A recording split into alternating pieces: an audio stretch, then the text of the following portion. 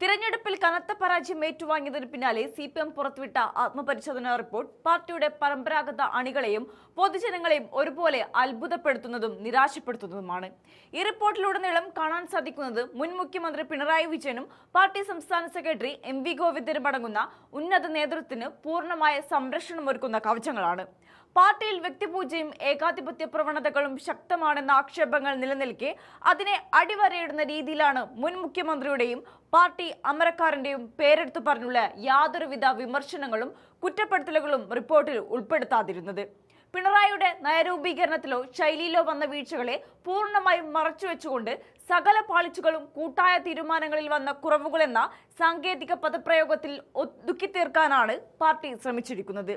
ഇത് തെറ്റുകൾ തിരുത്താനുള്ള ആത്മാർത്ഥമായ ശ്രമമല്ല, മറിച്ച് ഉന്നത നേതാക്കളുടെ പ്രതിച്ഛായ കാത്തുസൂക്ഷിക്കാനുള്ള തന്ത്രം മാത്രമാണിത്. നേതൃത്വത്തെ സംരക്ഷിക്കുമ്പോഴും പാർട്ടിയുടെ പരമ്പരാഗത വോട്ട് ബാങ്കുകളിൽ ഉണ്ടായ വിള്ളലുകൾ തുറന്നു സമ്മതിക്കാൻ സിപിഎം നിർബന്ധമായിട്ടുണ്ട്. ഇതിലേറ്റവും പ്രധാനപ്പെട്ടത് തിരുവിതാംകൂർ ദേവസ്വം ബോർഡിന്റെ നേതൃത്വത്തിൽ നടന്ന ആഗോള അയ്യപ്പ സംഗമം പാർട്ടിയെ ദോഷകരമായി ബാധിച്ചുവെന്ന വിലയിരുത്തലാണ്. കഴിഞ്ഞ നിയമസഭാ തെരഞ്ഞെടുപ്പുകളിലും പാർലമെന്റ് തെരഞ്ഞെടുപ്പുകളിലും സിപിഎമ്മിനെ വേട്ടയാടിയ ശബരിമല വിഷയത്തിന്റെ മറ്റൊരു രൂപമായി ഈ അയ്യപ്പ സംഗമം മാറിയെന്ന് പാർട്ടി സമ്മതിക്കുന്നുണ്ട്. ശബരിമല വികസനത്തിനായുള്ള മാസ്റ്റർ പ്ലാൻ ചർച്ച ചെയ്യാനാണ് പരിപാടി സംഘടിപ്പിച്ചതെന്ന് പാർട്ടി ന്യായീകരിക്കുമ്പോൾ തന്നെ അത് ജനങ്ങളിലേക്ക് എത്തിക്കുന്നതിൽ സർക്കാർ സംവിധാനങ്ങളും പാർട്ടിയും പൂർണ്ണമായും പരാജയപ്പെട്ടു എന്ന് വ്യക്തമാകുന്നു. അതിലുപരിയായി രാജ്യത്തെ മതേതരത്തെ തകർക്കുന്ന രാഷ്ട്രീയ നിലപാടുള്ള ഉത്തർപ്രദേശ് മുഖ്യമന്ത്രി യോഗി ആദിത്യനാഥിന്റെ സന്ദേശം ഈ സമ്മേളനത്തിൽ അവതരിപ്പിച്ചത് ഒട്ടും ദീർഘവീക്ഷണമില്ലാത്ത നടപടിയായിരുന്നു.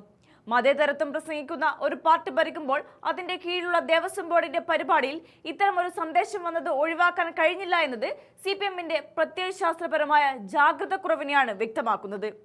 ഇതിനു പുറമെ പയ്യന്നൂരിലും തളിപ്പറമ്പിലും സ്ഥാനാർത്ഥി നിർണയത്തിലുണ്ടായ വീഴ്ച പാർട്ടിക്കകത്തുണ്ടായിരുന്ന വിഭാഗീയത പുറത്തു കൊണ്ടുവരാൻ കാരണമായെന്നും ഇത് പാർട്ടി വോട്ടിംഗ് ശതമാനം കുറയാൻ ഇടയാക്കിയെന്നും കണ്ണൂർ ജില്ലാ കമ്മിറ്റി തന്നെ റിവ്യൂ റിപ്പോർട്ടിൽ സമ്മതിച്ചിട്ടുണ്ട്.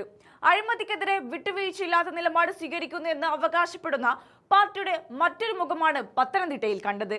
സ്വർണ്ണക്കള്ളക്കടത്ത് കേസിൽ പത്തനംതിട്ട ജില്ലാ കമ്മിറ്റി അംഗവും ദേവസ്വം ബോർഡ് മുൻ പ്രസിഡന്റുമായിരുന്ന എ പത്മകുമാറിനെ പോലീസ് അറസ്റ്റ് ചെയ്തതുമായി ബന്ധപ്പെട്ട് അടിയന്തരമായി നടപടിയെടുക്കാൻ പാർട്ടി തയ്യാറായില്ല.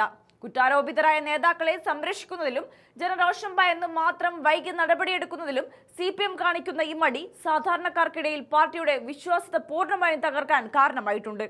കൂടാതെ സാമൂഹിക വിദ്വേഷം വളർത്തുന്ന പ്രസ്താവനകളോട് പാർട്ടി പുലർത്തുന്ന മൃദു സമീപനവും ഈ തെരഞ്ഞെടുപ്പിൽ തിരിച്ചടിയായി. വെള്ളാപ്പള്ളി നടേശൻ നടത്തിയ മുസ്ലിം വിരുദ്ധ പ്രസ്താവനയ്ക്കെതിരെ സംസ്ഥാന സെക്രട്ടേറിയറ്റ് പേരിന് മാത്രം പ്രതികരിച്ച് കൈകഴുകുകയാണ് ചെയ്തത്.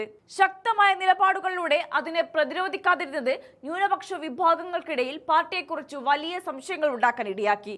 വോട്ട് ബാങ്ക് രാഷ്ട്രീയം ലക്ഷ്യം വെച്ച് ഇത്തരം വർഗീയ പ്രസ്താവനകളോട് കർശനമായ നിലപാട് സ്വീകരിക്കാൻ സിപിഎം മടിച്ചു എന്നത് മതേതര കേരളത്തിന് നൽകുന്ന തെറ്റായ സന്ദേശമാണ്. ചുരുക്കത്തിൽ തോൽവിയുടെ യഥാർത്ഥ കാരണങ്ങളായ ഭരണവിരുദ്ധ വികാരത്തെയും മുൻ മുഖ്യമന്ത്രിയുടെയും മന്ത്രിമാരുടെയും പ്രവർത്തന ശൈലിയെയും വിലയിരുത്താൻ ഈ റിപ്പോർട്ട് തയ്യാറായിട്ടില്ല.